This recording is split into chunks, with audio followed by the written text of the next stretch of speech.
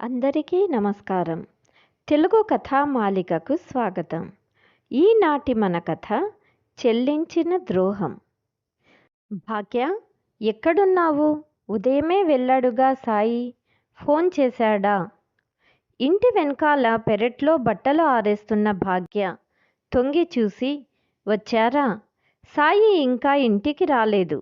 కానీ మన కొడుకు 10th స్కూల్ క్రికెట్ కాంపిటీషన్లో బెస్ట్ ప్లేయర్ అవార్డు గెలిచాడట. సాయి స్కూల్లో స్పోర్ట్స్ టీచర్ ఫోన్ చేసి చెప్పారు. అందుకే వాడి కోసం అని పాయసం వండాను, మీరు తినండి అంటూ ఒక కప్పులో తెచ్చి భర్తకు పాయసం ఇచ్చింది భాగ్య. నాకు తెలుసు వాడు నా పేరు నిలబెడతాడని అన్నాడు చందు గర్వంగా. అలాగే వాళ్ళ స్పోర్ట్స్ టీచర్ ఇంకో మాట చెప్పారు. మన అబ్బాయిని స్టేట్ లెవెల్లో ఆడటం కోసం మంచి క్రికెట్ అకాడమీలో కోచింగ్ ఇప్పించమన్నారు. అక్కడ మొత్తం కోచింగ్ ఖర్చు 2 లక్షల దాకా అవుతుందట. భాగ్య, నా నెల జీతం 70,000. అందులో ఇంటి బాడుగా, రేషన్ ఖర్చులు, 2 పిల్లల స్కూల్ ఖర్చులు, ఇంకా నీ కిట్టి పార్టీలు అన్నీ అందులోనే సర్దుతాను. అయినా ఆ పార్టీలంటూ టైం వేస్ట్, డబ్బు వేస్ట్ చేసుకోకుండా చదువుకున్న చదువుకు ఏదైనా ఉద్యోగం చెయ్యొచ్చుగా, నాకు కాస్త సహాయంగా ఉంటుంది అన్నాడు. భర్త చందుతో, చూడండి, నా కిట్టి గురించి వేలెత్తనవసరం లేదు. ఇక ఉద్యోగం అంటారా, నాతో అవ్వని పని. మీరు ఒక పని చెయ్యొచ్చు కదా. ఊరిలో ఉన్న మీ అమ్మా నాన్న ఇల్లు, వారి పేరు మీద ఉన్న స్థలాన్ని అమ్మవచ్చు కదా. వచ్చిన డబ్బుతో మంచి ఇల్లు కట్టుకోవచ్చు. అలాగే పిల్లలకు కావలసిన ఏర్పాట్లు చెయ్యొచ్చు అన్నది. నువ్వు చెప్పింది కరెక్టే, కానీ అమ్మా నాన్నలకు ఏం చెప్పాలి? వాళ్లను ఇక్కడికి వచ్చి మనతో పాటు కలిసి ఉండమని చాలాసార్లు చెప్పాను. కానీ వారికి ఆ ఊరి గాలి, అక్కడి చుట్టుపక్కల తోటివారు ఇవన్నీ వదిలి రామంటున్నారు కదా. ఏం చేయగలను? ఇలా అయితే ఎలాగండి? మన కోసం కాకపోయినా పిల్లల కోసమైనా వాళ్ళని ఒప్పించి ఏదో రకంగా ఆ ఇంటిని, ఆ స్థలాన్ని అమ్మాల్సిందే. అయినా ఈ వృద్ధాప్యంలో మీ అమ్మా నాన్న ఇంకెన్నాళ్ళు ఈ భూమి మీద ఉంటారు? పిల్లల భవిష్యత్తు ముఖ్యం కదా అన్నది భాగ్య.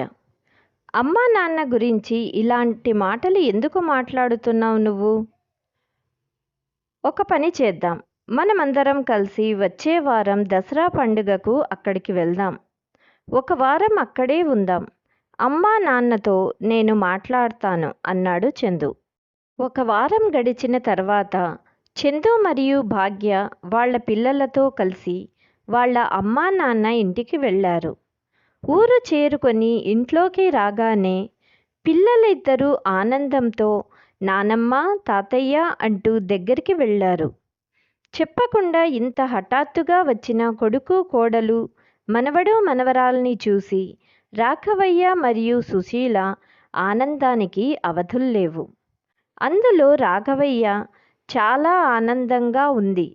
ఇక ఇప్పుడు దసరా మరింత హుషారుగా చేసుకోవాలి అన్నాడు. మీరు చెప్పింది నిజమే. ఇంట్లో పిల్లల సందడి లేకపోతే పండగ వాతావరణం రాదు కదా అన్నది సుశీల. అది పండగను మీతో కలిసి జరుపుకోవాలని మీ కోడలు పట్టుపట్టిందమ్మా. అందుకే అందరం వచ్చేశాం. కావాలంటే చూడు, అత్రసాలు, బొబ్బట్లు అన్నీ వండి తీసుకొచ్చింది అన్నాడు కొడుకు. అంతలో కోడలు, అత్తయ్య, నేను భోజనం ఏర్పాట్లు చూస్తాను అంటూ లోపలికి వెళ్ళింది. ఇలాంటి కోడలు అందరికీ ఉంటే బావుండు. అసలు ఇళ్లల్లో గొడవలు ఎందుకు వస్తాయి అంటూ కోడలి గురించి మాట్లాడుకున్నారు రాఘవయ్య, సుశీల. కోడలు అత్తయ్యను కలపనివ్వకుండా ఇంట్లో పని అంతా తనే చేసేది. కొడుకు కూడా తల్లి, తండ్రి మందులు, వారి ఆరోగ్యం గురించి శ్రద్ధ తీసుకునేవాడు. ఒకరోజు రాత్రి భోజనం చేస్తున్నప్పుడు రాఘవయ్య కొడుకుని ఉద్యోగం గురించి అడగడం మొదలుపెట్టాడు. ఏం చెప్పాలి నాన్న? సంపాదన ₹1 అయితే ఖర్చు ₹1 లాగా నడుస్తోంది జీవితం. జీతంలో సగం డబ్బులు అద్దెకే సరిపోతాయి. పిల్లల చదువులు, ఇంటి రేషన్ ఖర్చులు, ఇలా మిగిలిన ఖర్చులు ఎలా సర్దాలో అర్థం కావటం లేదు. అత్తయ్య, మామయ్య, మీరు మాతో పాటే ఉండొచ్చు కదా, ఖర్చులన్నీ సర్దుకుంటాయి. ఉన్న ఇల్లు అమ్మేసి పట్టణంలో పెద్ద ఇల్లు కొనుక్కొని అందరం కలిసి జీవిద్దాం. మీ సేవ చేసుకునే అదృష్టాన్ని మాకు ఇవ్వండి అన్నది. ఈ విషయాన్ని చందు చెప్పటానికి తడబడ్డాడు. ఆ విషయం భాగ్య చెప్పింది. అంతలో చందు, నాన్న, ఇక్కడి ఇల్లు స్థలం కూడా అమ్మేసి మాతో పాటు వచ్చేయండి. వచ్చిన డబ్బుతో చాలా చాలా పెద్ద ఇల్లు కొనుక్కోవచ్చు అన్నాడు. కొడుకు మరియు కోడలు మాటలు విని సంతోషించిన రాఘవయ్య, బాబు చందు, మీ అమ్మ కూడా ఇంటి పనులు చేసుకోలేకపోతుంది. తనకి కూడా ఈ వయసులో విశ్రాంతి అవసరం. అందుకు నువ్వు చెప్పినట్లే చేద్దాం అన్నారు. కానీ భర్త నిర్ణయంతో సుశీల సంతోషంగా లేదు. రాత్రి భోజనం చేసి గదికి వచ్చినప్పుడు ఆమె తన భర్తతో, నా మాట వినండి. కొడుకు కోడలు చాలా మంచివారని నాకు కూడా తెలుసు. కానీ డబ్బు అందరినీ మార్చేస్తుంది. నాకు ఇల్లు మరియు స్థలాన్ని అమ్మాలని మీ నిర్ణయం ఎందుకో కరెక్ట్ కాదనిపిస్తోంది. మీకు తెలుసు కదా, మీ స్నేహితుడు మిశ్రా గారు తన ఆస్తిని అంతా అమ్మి తన కొడుకు మరియు కోడలితో పట్టణంలో ఉండాలని వెళ్ళాడు. కానీ ఇప్పుడు అతను వృద్ధాశ్రమంలో ఉంటున్నాడని విన్నాను. సుశీల, కంగారు పడకు. మిశ్రా కొడుకు గురించి నాకు బాగా తెలుసు. అతను మొదటి నుంచి డబ్బుపై అత్యాశతో ఉండేవాడు. నేను చాలాసార్లు హెచ్చరించాను, కానీ వినలేదు. అలాంటి సంతానం కనడం కంటే సంతానాన్ని కనకపోవడమే మేలు. అతన్ని మన చందుతో పోల్చకు. మన అబ్బాయి వజ్రం అన్నారు రాఘవయ్య. కానీ అటువైపు కొడుకు కోడలు అనుకున్న పని సాధించామనే సంతోషంలో ఉన్నారు. ఒకరోజు తనకు తెలిసిన మీడియేటర్ వద్దకు వెళ్ళి ఇల్లు మరియు స్థలాన్ని అమ్మకానికి పెట్టారు రాఘవయ్య గారు. కొద్ది రోజుల్లో ఆస్తినంతటినీ అమ్మి ఇద్దరూ తన కుమారుడితో కలిసి నగరానికి వచ్చారు. రాఘవయ్య తన డబ్బుతో ఒక పెద్ద ఇంటిని కొన్నాడు. ఇక అందరూ కలిసి అదే ఇంట్లో ఉండడం ప్రారంభించారు. అత్తగారు మరియు కోడలు తల్లి కూతుళ్ళలా కలిసి ఉండేవాళ్ళు. ఇల్లు శుభ్రపరచడం మరియు అంట్లు కడగటానికి పని మనిషిని పెట్టుకున్నారు. మిగిలిన పనిని ఇద్దరూ కలిసి చేసేవారు. కానీ క్రమంగా భాగ్య పనికి దూరంగా ఉండటం ప్రారంభించింది. ప్రవర్తనలో మార్పును గమనించింది. కొడుకు కోడలు మొత్తం ఇంటిని నడపడం ప్రారంభించారు మరియు ప్రతి పనిని ఇష్టానుసారంగా చేయడం ప్రారంభించారు. ఆమె ఇంటి ఖర్చులన్నీ తన చేతుల్లోకి తీసుకుంది. అలాగే పని మనిషిని కూడా తొలగించింది భాగ్య. ఎందుకంటే ఇప్పుడు అత్తగారు ఇంట్లో ఉన్నప్పుడు పని మనిషికి డబ్బు చెల్లించడం ఎందుకు అనుకుంది. ప్రతిరోజు భాగ్య తన స్నేహితులతో బయటకు వెళ్ళటం లేదా ఇంట్లో కిట్టి పార్టీ అంటూ అసలు తీరిక లేకుండా గడిపేది. ఇంట్లో పిల్లలను చూసుకోవటం మరియు ఇంటి పనంతా ఒంటరిగా చేసేది సుశీల. అటు రాఘవయ్యతో కూరగాయలు మరియు పాలు తీసుకురమ్మని, అలాగే పిల్లలను పాఠశాల బస్టాప్లో దింపమనటం వంటి పనులు చేయించేది కోడలు. ఎప్పుడు ఏదో ఒక పని చేస్తూ కనిపించే సుశీల రాత్రి తొందరగా వంటగది శుభ్రం చేసేసి నడుము వాల్చింది. కారణం, ఈ వయసులో ఇల్లు శుభ్రం చేయటం మరియు వంట చేయటం నుంచి పాత్రలు కడగటం వరకు అన్ని పనులు చేయటం వలన సుశీలకు వెన్నునొప్పి వచ్చింది. సుశీల ఇంత తొందరగా నిద్రపోయింది ఏమిటా అని భార్యను అడిగాడు. విషయం తెలుసుకున్న తర్వాత రాఘవయ్యకు చాలా కోపం వచ్చింది. మరుసటి రోజు అతను తన కొడుకుతో స్పష్టంగా చెప్పారు, నీ భార్య ఇంట్లో పని చేయకపోతే, ఇల్లు శుభ్రం చేయకపోతే, ఇల్లు శుభ్రం చేయటానికి మరియు అంట్లు కడగటానికి ఒక పని మనిషిని పెట్టమను. ఎందుకంటే ఈ వయసులో మీ అమ్మ అంత పని చెయ్యలేకపోతుంది. అప్పుడు చందు, కానీ నాన్న, మీకు తెలుసు కదా, నా జీతం మున్పటిలాగే ఉంది.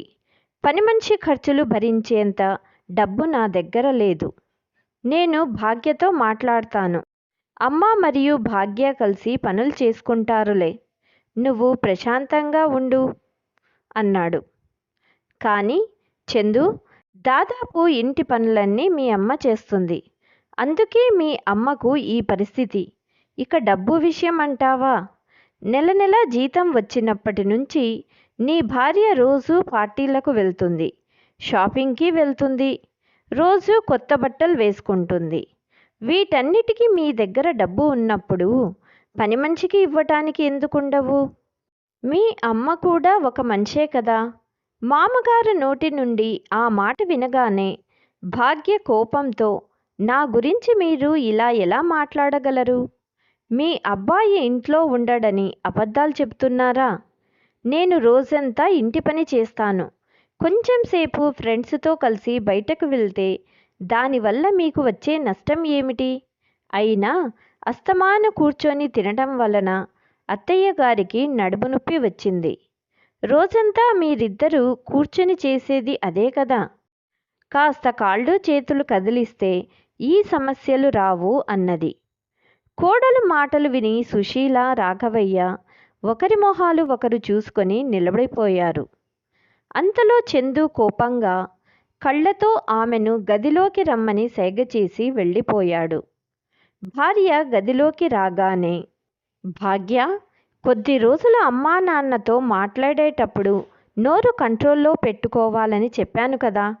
అయినా అమ్మా నాన్న వద్ద ఉన్న ఆస్తినంతా దోచుకొని ఈరోజు ఇలా మాట్లాడుతున్నావేంటి? భర్త మాటలకి భాగ్యకి కోపం వచ్చింది. నేనేం తప్పు మాట్లాడాను? మీ నాన్నగారి వలన నేను మారాలా? నేను పార్టీలకు వెళ్తాను, ఇలాగే ఉంటాను. వాళ్లకు అంత ఇబ్బందిగా ఉంటే తిరిగి వాళ్ళ ఊరికి వెళ్ళమనండి అన్నది. బయట ఉన్న అత్తయ్య మామయ్యకు వినపడేట్టు. ఇలా ఎలా అనగలవు భాగ్య? మన కోసమే కదా అమ్మా నాన్న అన్నీ అమ్మేసి ఇక్కడికి వచ్చారు. అయినా అమ్మా నాన్న వచ్చాక మంచి తిండి, ఇంటిని శుభ్రం చేయటం, పిల్లల బాగోగులు, ఇంటి బాగోగులు, ఇలా అన్ని పనులు చేస్తున్నారు. అయినా వారిని ఇలా మర్యాద లేకుండా ఎలా మాట్లాడగలవు అన్నాడు చందు. నాకు అన్నీ తెలుసు, కానీ ఈరోజు మీ నాన్నగారు నా గురించి మాట్లాడిన మాటల తర్వాత ఇక మీ నాన్నగారిని ఇక్కడ ఉండనివ్వను. భార్య నోటి నుంచి అలాంటి మాటలు విని చందు తల పట్టుకొని కూర్చున్నాడు. కానీ తన అత్తామామలను ప్రశాంతంగా ఉండనివ్వకూడదని భాగ్య నిర్ణయించుకుంది. ఇలాగే కొన్ని రోజులు గడిచాయి. ఒకరోజు రాఘవయ్య మరియు సుశీల పెళ్లి రోజు వచ్చింది. భార్య అంటే చాలా ప్రేమగా ఉండే రాఘవయ్యకు ఈరోజు చాలా ప్రత్యేకమైనది. అందుకే ఈరోజు చాలా సంతోషంగా ఉన్నారు. ప్రతిసారి లాగానే ఈసారి కూడా తమ పెళ్లి రోజున గుర్తుండిపోయేలాగా చేసుకోవాలనుకున్నారు. అందుకే పొద్దున్నే స్నానం చేసి రెడీ అయ్యారు. రాఘవయ్య గది నుంచి బయటకు రాగానే అతని కోడలు భాగ్య అతనికి ఒక బ్యాగ్ మరియు 100 రూపాయలు ఇచ్చి, కూరగాయలు అయిపోయాయి, తీసుకురండి అన్నది. ఖచ్చితంగా వంకాయలు, కరివేపాకు తీసుకురావడం మర్చిపోవద్దు అని పదే పదే చెప్పింది. ఆఫీస్కి రెడీ అవుతున్న కొడుకు వద్దకు వెళ్ళి చందు, ఈరోజు మా పెళ్లి రోజు. నాకు ఈరోజు చాలా ప్రత్యేకం. కాబట్టి మీ అమ్మకి కొత్త చీర కొనటానికి డబ్బులు కావాలి అని అడిగాడు. నాన్న, నేను నెల జీతం తెచ్చి భాగ్యకు ఇస్తాను. మీరు భాగ్యనే అడగండి అంటూ ఆఫీస్కి బయలుదేరి వెళ్ళిపోయాడు. అక్కడే నిలబడి ఉన్న కోడలి వైపు డబ్బు ఇస్తుందేమోనని ఆశగా చూశాడు. మామయ్య, వారికి ఎంత జీతం వస్తుందో మీకు కూడా తెలుసు. మీరేమో పని పాట లేకుండా ఇంట్లోనే పడుంటారు. అయినా ఈ వయసులో గిఫ్ట్ ఇద్దామని ఆలోచిస్తున్నారా అంటూ నవ్వి, ఇక మీ పాత అభిరుచులు మరిచి ఇద్దరూ రామనామం జపించండి అంటూ భాగ్య అక్కడి నుంచి వెళ్ళిపోయింది. కోడలు మాటలు విని రాఘవయ్య మౌనంగా నిలబడ్డాడు. అప్పుడే మనవరాలు శైలు అతని వద్దకు వచ్చి, తాతయ్య, ఎవరికి గిఫ్ట్? ఈరోజు స్పెషల్ ఏంటి అని అడిగింది. ఇది విని ప్రేమగా మనవరాలిని దగ్గరికి తీసుకొని, ఈరోజు మీ నానమ్మ మరియు నాకు పెళ్ళైన రోజు. మా పెళ్ళి అయ్యి 40 సంవత్సరాలు పూర్తయింది. ఈ 40 సంవత్సరాలలో నేను ఒక్కసారి కూడా గిఫ్ట్ ఇవ్వకుండా ఏ పెళ్లి రోజు జరగలేదు. కానీ ఈసారి అంటూ రాఘవయ్య గొంతు తడబడింది. వెంటనే బ్యాగు తీసుకొని కూరగాయలు కొనటానికి వెళ్ళారు. కూరగాయలు కొంటున్నప్పుడు కోడలి మాటలు అతని చెవుల్లో వినిపిస్తున్నాయి. అందరూ అంటుంటారు, మనం మంచి పనులు చేస్తే మనకు మంచే జరుగుతుందని. కానీ మేము ఎప్పుడూ ఎవరిని బాధ కలిగించలేదే. అలాంటిది ఈరోజు సుశీలకు చీర కొనటానికి 500 రూపాయలు కూడా జేబులో లేవు అనుకుంటూ కూరగాయలు కొంటుండగా ఒక షాపులో భార్యకు ఇష్టమైన పాలకోవా చూశాడు. ఊరిలో ఇంటి వద్దకి అమ్మటానికి వచ్చినప్పుడు ఇష్టంగా తినేది అనుకుంటూ కోడలు ఇచ్చిన డబ్బులలో కాస్త డబ్బుతో భార్య కోసం పాలకోవా కొన్నాడు. ఇంటికి వచ్చేలోపు కూరగాయల బ్యాగుతో చెమట పట్టేసింది అతనికి. గేటు వద్ద వస్తున్న భర్తను చూసిన సుశీల, ఈ వయసులో ఇంత పని చేయాల్సిన అవసరం ఏముంది? ఇక నుండి మీరు వెళ్ళకండి. ఇంటి దగ్గరకు కూరగాయలు వస్తాయి. కాస్త ఎక్కువ ధర ఉన్నా ఇక్కడే తీసుకుంటాము అంటూ తన పైట కొంగుతో చెమటను తుడిచింది. సుశీల, అదంతా వదిలేయ్. చూడు, నీకోసం ఏం తెచ్చానో. పెళ్లి రోజు శుభాకాంక్షలు అని చెబుతూ పాలకోవా ప్యాకెట్ను భార్యకు ఇవ్వటానికి చేతిని చాచాడు. సుశీల నవ్వుతూ, ఈ వయసులో ఎన్ని ఒడిదడుకుల మధ్య ఉన్న మన జీవితంలో సంతోషాలు నింపాలనుకుంటున్నారా అన్నారు. అప్పుడే గది నుంచి బయటికి వచ్చిన భాగ్య, కూరగాయలు తీసుకురమ్మని ఎప్పుడు చెప్పాను? చెప్పినవన్నీ తీసుకొచ్చారా అంటూ భాగ్య చేతుల్లో ఉన్న ప్యాకెట్ని చూసింది. సగం డబ్బులు ఈ పాలకోవా కోసం ఖర్చు చేశారా? అసలు మీకు ఇలా డబ్బు దొంగతనంగా ఖర్చు చేయటానికి సిగ్గులేదా అంటూ మామగారిని అనేక మాటలు అనింది.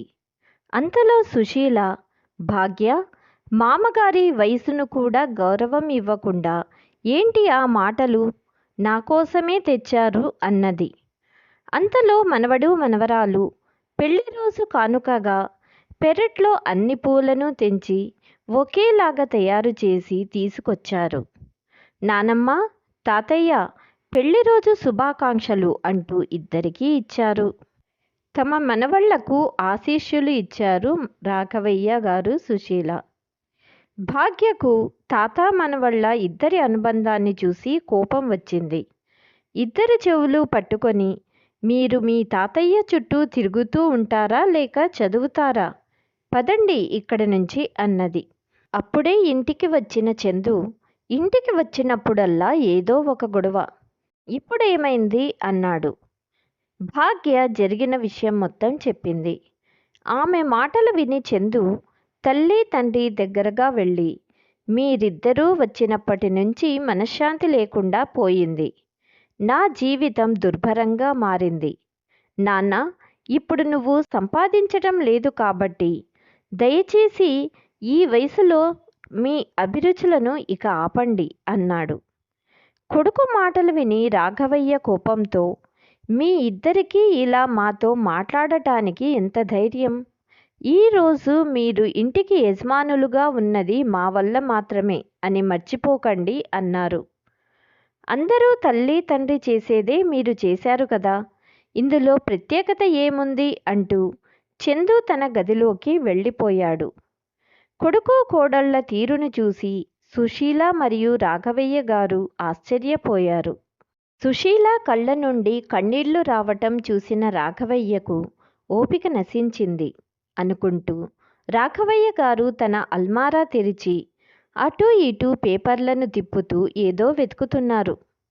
ఉదయం చందు ఆఫీస్కి వెళ్ళటానికి తయారవుతుండగా రాఘవయ్య కొన్ని పేపర్స్ తీసుకుని బయటకు బయలుదేరాడు.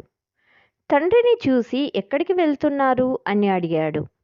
నేను బ్యాంకుకు వెళ్తున్నాను, నాకు కొంత డబ్బు కావాలి అని చెప్పాడు. దీనికి చందు మీకు డబ్బుతో అవసరమేంటి అని అన్నాడు. అప్పుడు రాఘవయ్య గారు ఇలా అన్నారు, నేను ఎప్పుడూ నిన్ను డబ్బు అడిగే బిచ్చగాడిని కాను. నీకు సహాయం చేయటానికి ఊర్లో ఉన్న ఇల్లు భూమి అమ్మేశాను, కానీ నా దగ్గర కొంత డబ్బు ఎఫ్డీలో ఉంది, అది నాదే. సాయంత్రం నువ్వు ఆఫీస్ నుంచి రాగానే నీతో ఒక ముఖ్యమైన విషయం మాట్లాడాలి అంటూ రాఘవయ్య ఇంటి నుంచి బయటకు వెళ్ళారు. అప్పటికే సమయం సాయంత్రం 7 అయ్యింది. చందు ఆఫీస్ నుండి ఇంటికి తిరిగి వచ్చాడు, కానీ రాఘవయ్య ఇంకా ఇంటికి రాలేదు. సుశీల కంగారు పడుతోంది. రాఘవయ్య గారు ఇంటికి దాదాపు 7:30 గంటలకు వచ్చారు. అతని చేతిలో కొన్ని బహుమతులు ఉన్నాయి. మీరు ఎక్కడికి వెళ్ళారు?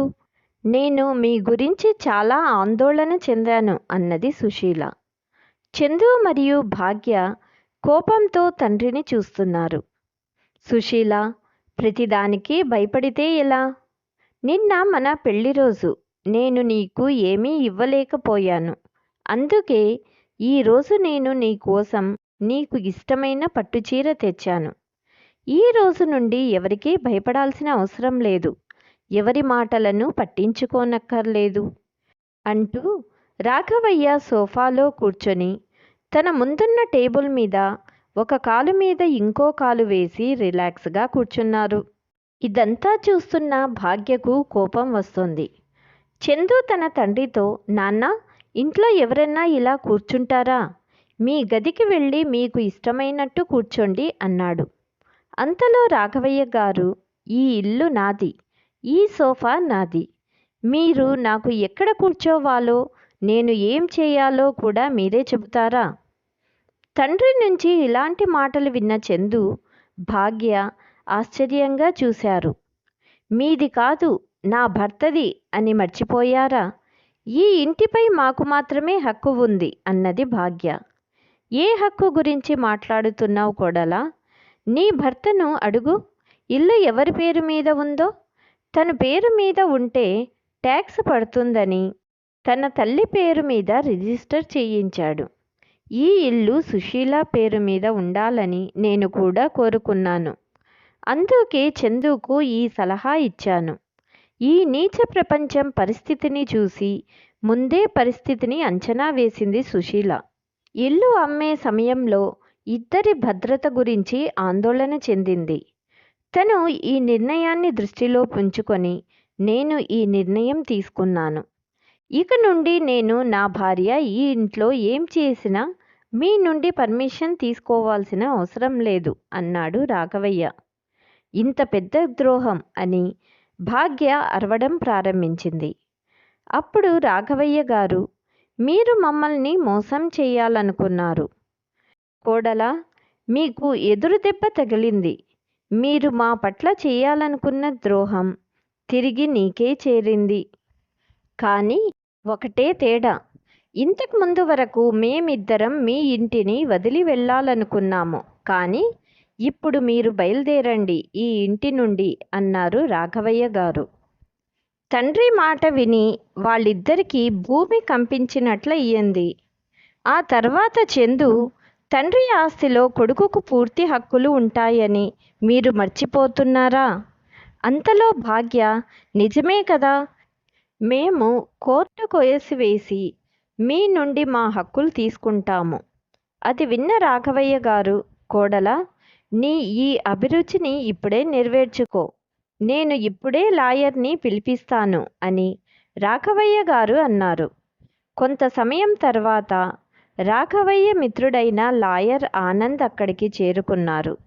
ఈ ఇంటిపై చందు, భాగ్యలకు ఎటువంటి హక్కు లేదు, ఎందుకంటే ఈ ఇంటి కోసం ఖర్చు చేసిందంతా రాఘవయ్య కష్టార్జితం అని లాయర్ అన్నారు. ఎవరి వద్ద రాఘవయ్య భూమిని కొన్నారో వారే దీనికి సాక్షులు కాబట్టి ఈ ఆస్తిపై కేవలం రాఘవయ్యకే హక్కు ఉంది. మీరు 1,00,000 కేసులు పెట్టినా ఆయన సమ్మతి లేకుండా మీరు ఈ ఆస్తిని పొందలేరు అన్నారు లాయర్. ఇక ఎక్కువ ఆలస్యం చెయ్యకండి, మీ సామాన్లు తీసుకొని ఇక్కడి నుంచి బయలుదేరండి అన్నారు రాఘవయ్య గారు. ఇక అవమానాలు తట్టుకోలేను, ఈరోజే ఇల్లు వదిలి వెళ్తాము అని భాగ్య తన గదిలోకి వెళ్ళి సామాన్లు సర్దుతోంది. లోపలికి వచ్చిన చందు, కాస్త నోరు అదుపులో పెట్టుకోమంటే వింటావా? నీకు పిచ్చి పట్టింది. బయట ఎన్ని ఖర్చులు ఉన్నాయో తెలుసా? అలా బయటికి వెళ్ళటానికి సిద్ధపడ్డావా? మన పరిస్థితి మళ్ళీ మున్పటిలాగే ఉంటుంది. వాళ్ళ దగ్గర దురుసుగా ప్రవర్తించవద్దని చాలాసార్లు చెప్పాను, కానీ నువ్వు నా మాట వినవు కదా. ఇది విని భాగ్యకు తల తిరగటం మొదలయ్యింది. మంచం మీద తల పట్టుకొని కూర్చుంది. తన తప్పు తెలుసుకుంది. భాగ్య కొద్దిసేపటికి బయటికి వచ్చి అత్తగారిని మామగారిని కాళ్ళ మీద పడింది. మామయ్య, పిల్లలు తప్పు చేస్తే పెద్దలు క్షమిస్తారు, కానీ ఇంటి నుంచి వెళ్ళమని ఇంత పెద్ద శిక్ష వెయ్యకండి. అప్పుడు చందు కూడా భార్య వెనకాలే వచ్చి, నాన్న, నీ మనవడు మనవరాలు గురించి ఆలోచించండి. చిన్న చిన్న గొడవలు ఏ ఇంట్లో ఉండవు. వాటిని పెద్దవి చెయ్యకుండా కలిసి కూర్చొని పరిష్కరించుకోవాలే కానీ ఇంత పెద్ద శిక్ష వెయ్యకు అన్నాడు. అప్పుడు రాఘవయ్య, మీరు ఎంత అవమానించినా మీతో కలిసి ఉండటానికి నా సాయశక్తులా ప్రయత్నించాను. కానీ మీరు తల్లిదండ్రుల ప్రేమను, త్యాగాన్ని ఒక్క క్షణంలో మర్చిపోయారు. కానీ ఇప్పుడు ఇంకా మీ గురించి ఆలోచిస్తూ మేము అవమానాలను ఎదుర్కోలేము. మీరు ఇంట్లో ఉండదలుచుకుంటే ప్రతి నెల 10,000 చెల్లించాలి. ఇకపై నీ ఎదుట నేను చెయ్యి చాచను. ఇకపై ఇంటి పనంతా నీ భార్య చేయాలి. ఇక అమ్మ ఏ పని చెయ్యదు, విశ్రాంతి తీసుకుంటుంది. అన్ని షరతులకు కట్టుబడితే ఇంట్లో ఉండండి, లేదా తలుపు తెరిచే ఉంది. ఆ రోజు నుండి చందు ప్రతి నెల 10,000 సమయానికి తండ్రికి అప్పగించేవాడు. భార్య కిట్టి పార్టీలు అనకుండా, స్నేహితులతో వెళ్లకుండా భాగ్య ఇంటి వద్దే ఉండి ఇంటి పనులన్నీ చేసేది. ఇక అప్పటి నుంచి రాఘవయ్య, సుశీల తన మనవళ్లతో కూర్చొని ఆడుతూ పాడుతూ టీవీ చూస్తూ జీవితాన్ని సంతోషంగా గడిపారు. ఈ కథ మీకు నచ్చినట్లయితే మీ అమూల్యమైన అభిప్రాయాలను కామెంట్ రూపంలో తెలియచేయండి. అలాగే ఈ కథను ఎవరైనా మరలా ప్రసారం చేస్తే వారి మీద కాపీరైట్స్ వేస్తాము. Please like, share and subscribe my Telugu Katha Malika channel. Thank you.